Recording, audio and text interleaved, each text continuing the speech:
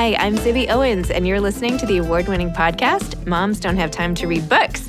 If you like this podcast, you will love my new anthology called Moms Don't Have Time to Have Kids. Check it out, and you'll hear from 49 authors about all sorts of things moms don't have time to do. All the authors have been on this podcast. Also, check out my TikTok with Zibby and Tracy, my other podcast, Sex Talk with Zibby and Tracy. Check out Moms Don't Have Time to Write on Medium. And of course, my new publishing company called Zibby Books. And now back to our daily author interview site and a quick hello from some of my kids. Hi. Hi. Hello. Enjoy the show. Tessa Hadley is the author of Free Love, a novel.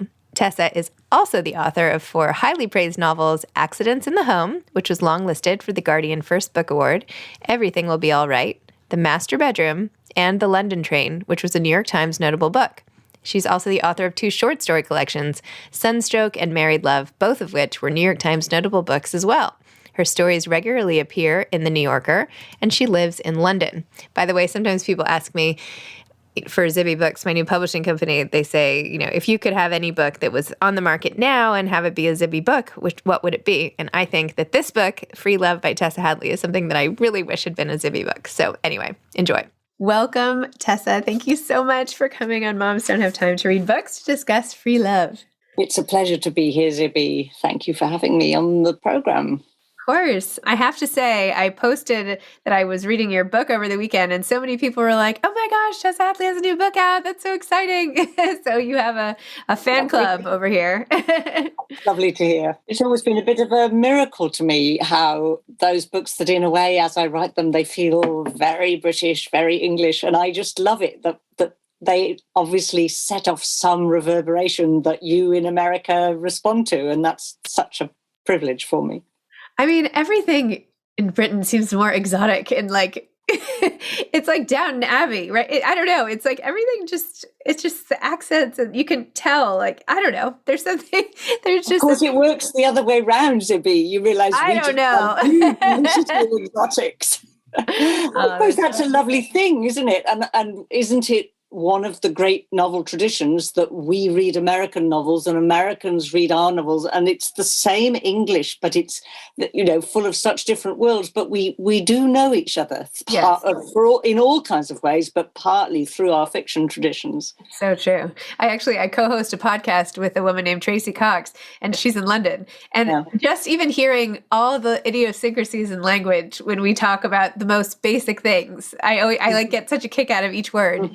So yes, but it's funny when my first books were published in America. First of all, the editors kind of wanted to change everything, like drawing pins and pushchairs and flats and rubbish instead of garbage. But in the end, actually, that's really when we're reading an American book, we want strollers and pacifiers and diapers. I don't know why I'm doing that baby thing, but those are all the words that spring to mind that are different. Yes. So that's part of the pleasure, isn't it? Yes, I think you're right. I think you're absolutely right. But of course, part of the pleasure of this book is that you're an absolutely beautiful writer, as I'm sure you know, but maybe it doesn't hurt to hear again. But from the very beginning, the way you create a scene and get us so close to the dressing room, and then as you go through from dingy flats and to all backyards to all these things, even watching the car outside waiting as she goes and gets her stuff. I mean, all these images are so visual and amazing. You just sink right into it. Well, that's just lovely to hear. And of course, I can't quite know that about myself. You can't. You're just doing in a workmanlike way the best you can. And it's always just delicious when people say, well, I saw it. I was there and I saw it because that's what you want. Yeah. Would you mind giving a little synopsis of the book? And then maybe I could just read a passage that I thought was particularly great to hear. It's quite unusual for me in that it's really is set in, especially to someone as young as you, must see the past. It's the past. And I was only a little girl in the 1960s. So I've set my whole novel in 1967 and 1968, which is a long time ago. But I think we appreciate from the vantage point of now that it was pivotal. It was a moment at which everything changed. And I wanted to feel that change, but not in the abstract, not as a piece of sociology. The change happens in my story across one woman's life. She begins the book giving a casual family dinner party. She's a bourgeois, suburban housewife. Her husband's a civil servant. He's a really decent, nice man. They have 2 kids. She's happy with her life. And then something happens at the dinner party. A young man, I'm not spoiling the story, really. It happens so quickly. A young man kisses her almost randomly because he thinks that would be an un-bourgeois thing to do. And he's a rebel and he's a dropout and he's an intellectual and he lives in a shoddy sort of bedsit in a weird dilapidated Art Deco place in West London where the counterculture is happening.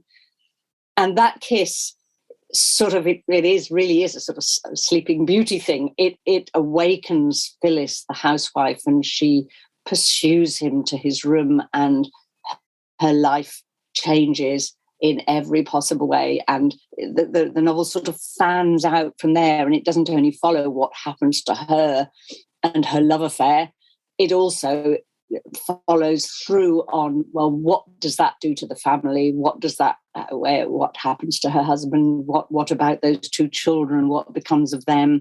So the whole thing sort of widens out. Well, I have to say, I am so glad that I read this book like cover to cover, because I would never have predicted the way it all twisted and finished up. That was like, anyway, I couldn't believe it. Yeah. So well done. I can never really see twist. There's a surprise that I had up my sleeve, and I had it from the beginning. I knew it. I knew it was there. Really? Oh my gosh. I sort of wrote around it, holding it back, and yet at the same time, I hope putting little seeds and signs in there. I mean, I would have to go back now and reread it to find the clues, because you're not meant to miss them. Yeah. I completely no, you're not meant to. It's just that you've got to make it work. When you do get to that point, you think, oh my goodness, you mustn't then think, oh no, that's not possible. It's sort of got to work with what you've read so far. Yeah. So that's what I meant. You weren't meant to think it in advance. Okay, all right. Well, either way, it was. I couldn't believe it. I was like, oh my gosh. Anyway, but here's a little passage just to show your sensational writing. And anyway, it's towards the beginning. Well, not so the beginning. It's like 77. Is it lascivious? Is that how you pronounce it? It is, right? His lascivious, uninhibited gaze was as arousing almost as if he touched her. And by the way, this is where Nikki and Phyllis are getting together.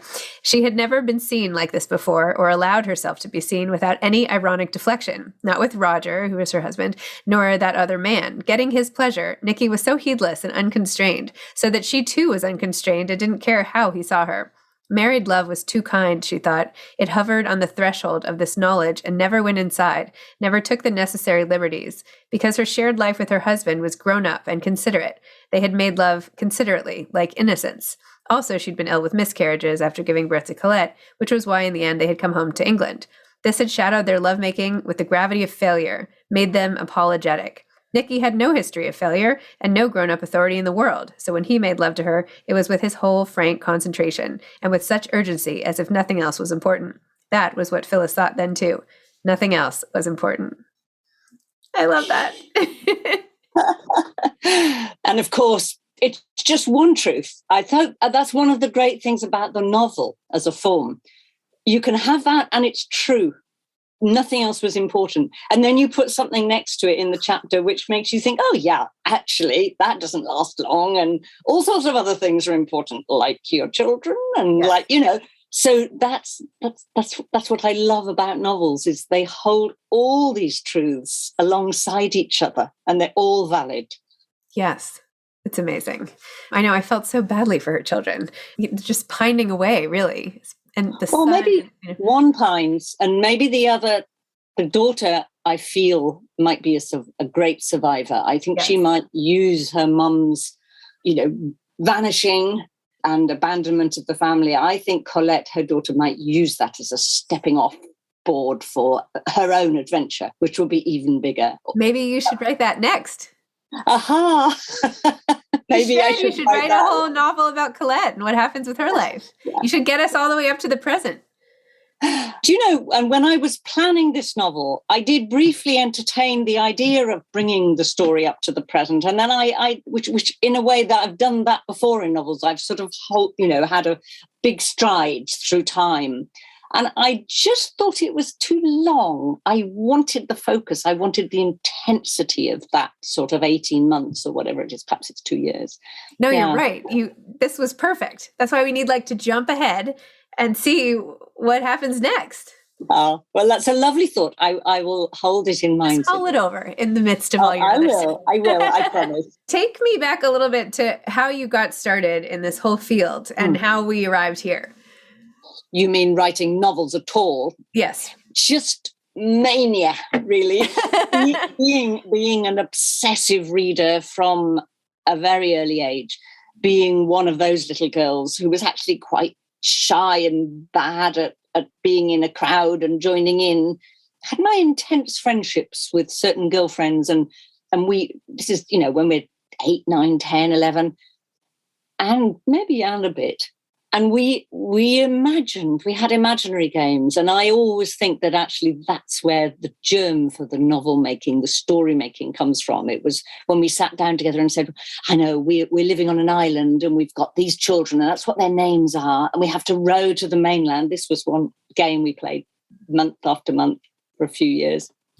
So I think that was important, but I was a reader obsessively. I loved to read everything, went to the library, took out the books, read them, took them back. And then at some point that crossed over into being, I want to write a book which will capture my life, which will capture my world, not my life exclusive to me, but the world I'm in. And then there were long years of trying to do that. And failing, actually, while I was relevant to the title of your podcast, while I was mum with young kids, I was not only reading lots because that was my salvation. I was just talking to my best friend about that. I was talking about her daughter just has given over her life 24/7 to her children. That's my friend's grandchildren.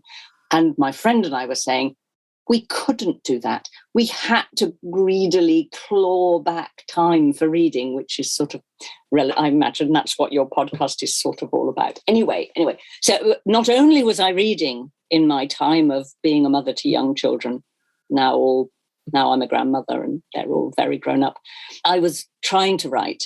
And actually I was a very slow starter and I had quite a lot of anguishing years of failing to write and writing about 4 novels that were no good at all and they're now in landfill, thank goodness. So that's what I was doing. And then in my 40s, late, I got published. And although that was very painful for as long as the apprenticeship lasted and wasn't working, I kind of don't now, it seems right. It seems the right part of the story. I sort of needed to get that mature for me, not this is not true of everybody, but for me to be ready to tell my stories the way I wanted to. And then one wonderful day, I found an agent. I'd hardly known before how to even do those things. I wasn't au fait with the world of publishing, but I did do an MA in creative writing, which was like your MFA. And that was wonderful transition. Not really because no one can teach you to write, but you have an audience and you have sort of almost like an editor, somebody working with you. And you also learn, you need to send it to an agent. You need to probably send it to quite a few agents. And then they, all that stuff.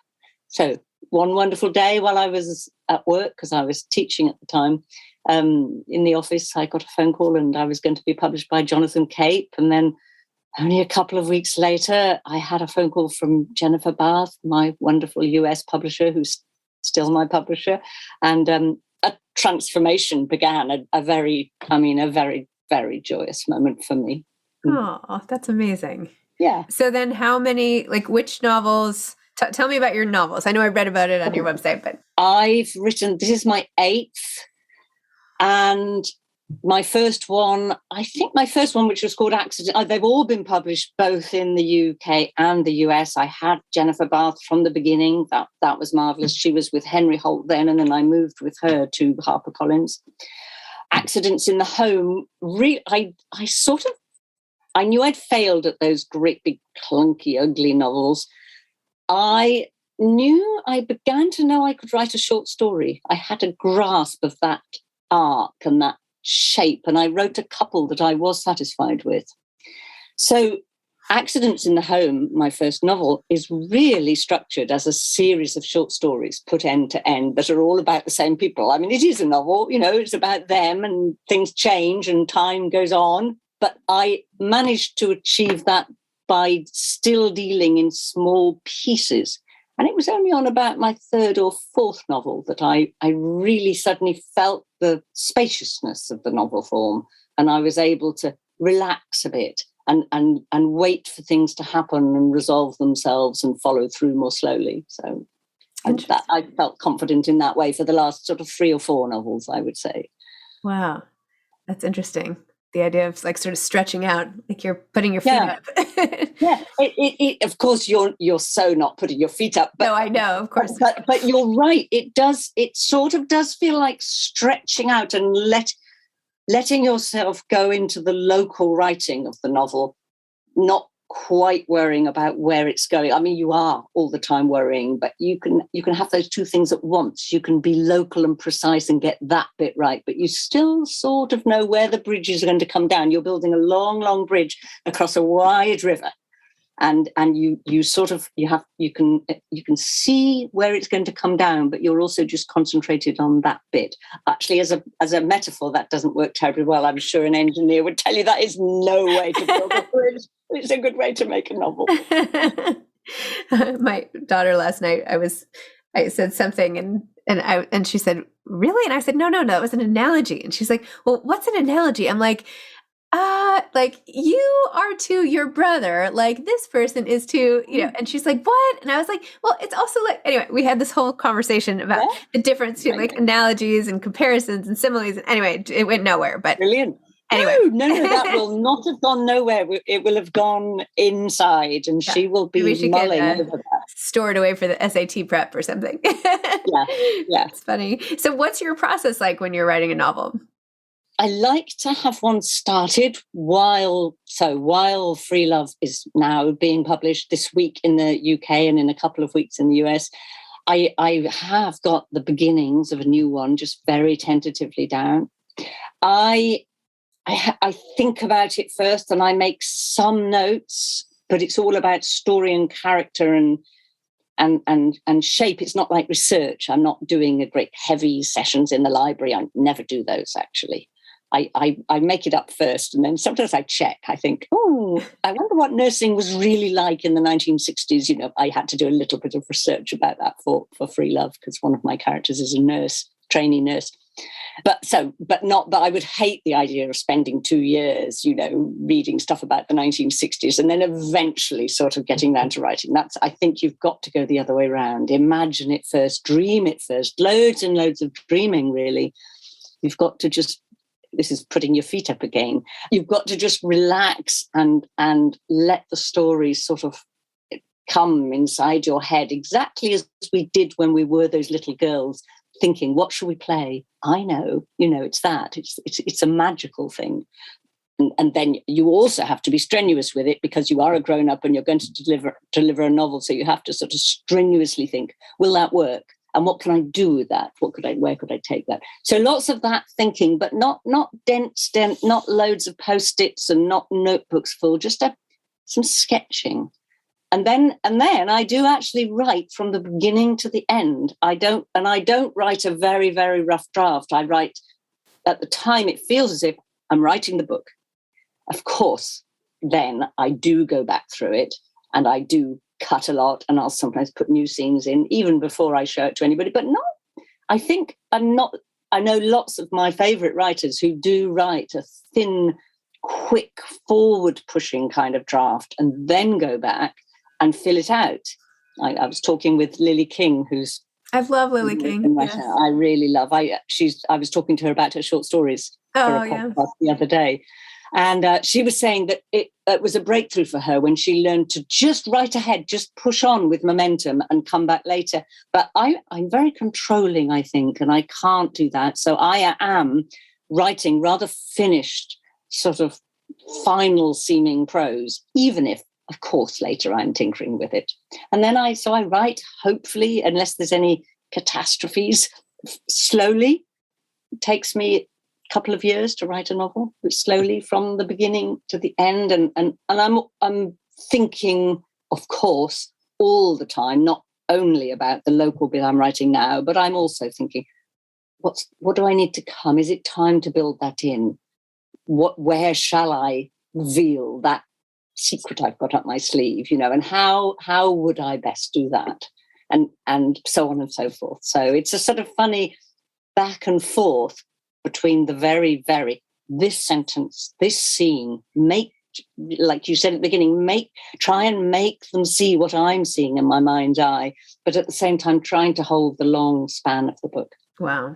And do you type it or you handwrite it? Yeah, type it on the computer. Handwriting the notes in my notebook and tinkering in my notebook and scribbling and jotting, but the actual sentences are going onto the computer. And I love that. I can't now, of course, I did write those awful novels on a typewriter, but now that seems so immobile. Once it was there on the page, I mean, you could paint bits with Tipp-Ex and do that, but the loveliness of being able to cut and paste and move around and just, suddenly that paragraph should be there, the ease of that. I actually can't now imagine what it must have been like for most of the great writers I mostly admire, That's what I was just thinking. All of the classics, what would they be if they had been absolutely, tinkered with, cut and paste? Yeah. But I think what it must be is that it's simply where you do a certain level of composing, they're doing more in their head before it goes down onto the page to a certain extent. Whereas we in our era are able to sort of almost throw down at an improvised level onto the page and then perfect on the page. It must be that. Yes. I mean, Henry James used to dictate verbally to a secretary who took down his words. That's very difficult to imagine, isn't it? But he did. Yes. Wow. She should get some credit. I hope she does. Oh, she does. She does. She's quite famous. Okay. There was a man first, a young Scot, and then there was a woman, Theodora Bosanquet. Oh, okay. And she wrote a book about him afterwards. And she's recognized. She's got her due. Okay. This is my naivete about Henry James and that. Oh, well, amazing. Well, what advice would you give for an aspiring author? To an aspiring author, I should say. I would say read. And that's what fertilizes everything. Read the books you love. Don't read dutifully, but devour the books you love and sort of look at how they're working, not to spoil them. It doesn't spoil them, but to just admire what's going on and watch the sentences. And I mean, in a way, my advice would be don't do it unless you manically need to. And you'll find nearly every writer will say, I couldn't stop. I failed. I hated it. But I had to try again. So, that process will sort people out. And those who do a first manuscript and it doesn't really work and they'll just give up, that's fine. That's very sensible of them. They can do something else, like cook lovely dinners or something. But if they want to write, they will pick themselves up and try again. And so keep trying. And what would be I think my breakthrough, how I got the first stories right, is look close to home first. You don't have to write about yourself and you don't have to strictly write about what you know, but there's a lovely feeling when I was writing those first stories where I thought I had something real to say and I wasn't just imitating other writers.